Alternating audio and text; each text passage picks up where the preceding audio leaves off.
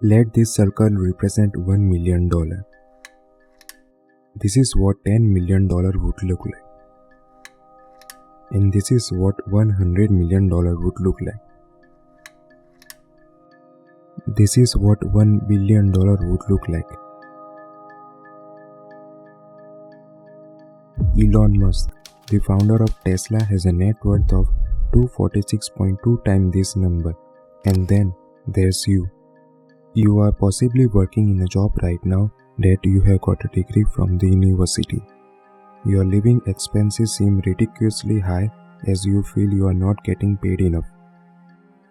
You probably have a credit card debt and you don't have much in savings. Maybe you are a student studying for a degree and the job you want hoping can bring you some wealthy money. The dream of becoming a billionaire feels impossible. Then how did people like Jeff Bezos, Elon Musk made it possible? Well, they were on the other side of the equation, or the psychology of the money. The Psychology of the Money by Morgan Housel focuses on how people think about money, why they take loan and debt, and teach us how to create and save wealth. Doing well with money is more about how you behave rather than how smart you are. With many different chapters, the book looks at the individual attitude towards money and how it affects their behavior. We are gonna be doing a detailed breakdown of this book, and I am going to share all the insight and takeaway you can get from it. Most financial book talks about financial management and the technical part of it. But this book talks about the human psychology of investing and building up wealth over time.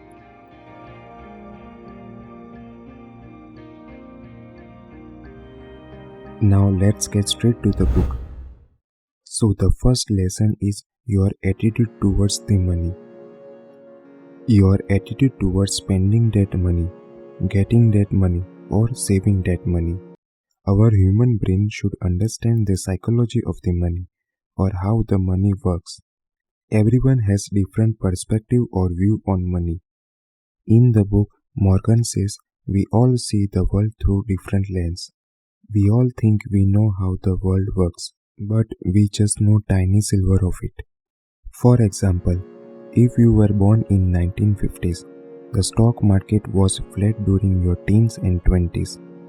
And if you were born in 1970s, the stock market increased by 1000% during your teens and 20s. Which generation is more likely to have a bullish view on the stock market? Their views of money was formed in the different worlds. And when that's the case, one's ideas seem bad to others and make perfect sense to them. Morgan also shows the importance of luck and risk in your life. Luck and risk are like siblings. They both are like doppelganger. We all know Bill Gates, one of the founder of Microsoft. Several questions were asked about Bill Gates being just lucky or actually talented. Well, let's find out. In some of the interview, Bill Gates often criticized luck as a critical factor in his success with Microsoft. He was lucky to study in a lakeside school, which was the only school providing the facility of computer in 1970s, and due to this reason, he developed a keen interest in computer from such a young age. In 1968, there was around 303 million high school age students, of which 18 millions of them live in US and around 27,000 live in Washington and over 10,000 in Seattle area, and only 300 of them attended Lakeside School, and Bill Gates was one of them. Start with 303 million and end with 300 only. And risk is just when you end up being the unfortunate side of the equation or unlucky side of the equation. Coming next, learn to say this is enough. Many things are not worth the risk, regardless of the gains. Stop moving the goalpost. Morgan says the hardest financial skill is getting the goalpost to stop moving. Once you have reached the goalpost, it's time to stop. Turn around. Look what you have gained over this year. Celebrate your win and live in the moment. Understand the value and the importance of your goal and respect it. Social comparison, the thief of joy. Comparing ourselves to others is often the culprit. With the social media apps, the comparison is much higher nowadays. With generating money comes both jealousy and envy. Social comparison is a process without end. There's always someone higher up in the ladder. And you should also respect enough is not too little. Enough doesn't mean you don't have to go without it. Enough means you know when to avoid doing something you will regret later. The only way to win is to refrain from playing the game. It is actually more important to be happy than to be rich. Next, an important lesson is how you get the money. The compound effect. Let us understand what it means. Suppose you have 1 lakh and you earn 10% of it monthly. Then you will have 1,10,000 at the end of the month. But in the second month, you will earn the interest of 1,10,000, which is 1,21,000. It means you are compounding the money of the first and the second month and so on. At the end of the year, you will have approximate 3,13,000. This is the magic of compound effect. Albert Einstein once cited that compound effect is the eighth wonder of the world. He who understands it earns it, he who doesn't pays it. Warren Buffett has a special compound effect formula. When this book was written, his net worth was around $84.5 billion. But of that $84.5 billion, 84.2 of it actually came after his 50th birthday. 99% of his net worth is a result of compounding. His simple secret was time. The feeling of financial freedom is just the best and priceless. The highest form of wealth is the ability to wake up every morning and say, I can do whatever I want to do today. Having control over your time is the highest dividend your money can pay. Using your money to buy you time and option has a lifestyle benefit a few luxury items can compete with. The ability to do what you want, when you want and with who you want is priceless, and that's what gives you happiness in your life. Moving on to the third lesson. One should learn is how to spend your money. How you spend your money has a great influence in your life. Getting wealthy and staying wealthy are completely two different things. Money is basically everywhere. Everywhere you see is the opportunity to make money. Getting money requires taking risk, being optimist and putting yourself out there. But keeping money requires the opposite. It requires humility and fear that what you have made can be taken away from you just as fast. Nextly, just don't screw up. Don't fall into some Ponzi or quick rich scheme. Learn to say this is enough.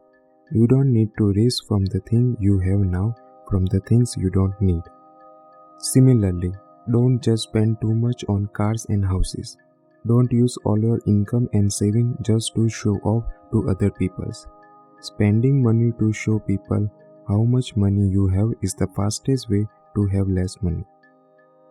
Escape the rat race. What is a rat race?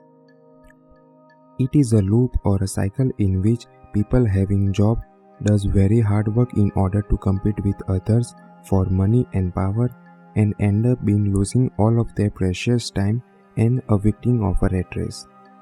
Life is very short. This picture shows a man chasing money is just the same case as a rabbit chasing a carrot with a stick being attached to it. Nextly, a person stuck in a rat race just running to go to the job within time. It is a vicious cycle of using all your time to earn money, leaving very little time left on the things you really want to do in your life. It is a constant urge to buy new materials to justify the time you have spent earning that money. Remember, money can buy everything, but it cannot buy time. I hope now you have understood what is a rat race. Moving on to the fourth lesson, saving your money. We have always heard that money is not grown on tree, so just save as much as you can. Don't just spend too much on car and houses that you can't afford in your later life. They are just liabilities. Don't just spend all your income and saving to show off to other people. In reality, no one is impressed with your possession as much as you are. Famous singer Rihanna nearly went bankrupt after overspending and sued her financial advisor. The advisor responded, "Was it necessary to tell her that if you spend money on things, you will end up with things and not the money?" The saving equation. We have all taught the equation of saving. Saving is income minus expenses. But this equation doesn't work. In reality, it is income minus your ego. Ego of showing off the money you make can shutter you down. The idea of living below your means is very powerful. Because why should we choose to live a lifestyle we can't afford or that always keep us on financial edge? Saving can be created by spending less. You can spend less if you desire less. And you will desire less if you don't care about what others think of you. This book often argues that money relies more on psychology rather than on finance. It's not how much money you can make, it's how much money you can keep. Don't go broke trying to look rich. Save that money, and when a day will come, that saved money will save you. So, to summarize all the things, Morgan says that you should always have a high saving rate, patience, and long term optimization. Try to be careful in this fast running world. Save your money and invest your money properly. So, I hope you guys enjoyed this summary of the psychology of money by Morgan Housel. I hope that you can take some of the insight and implement them in your life. I will be making the same type of video in the future. So do subscribe to the channel and like this video. Thank you so much guys. Have a great week.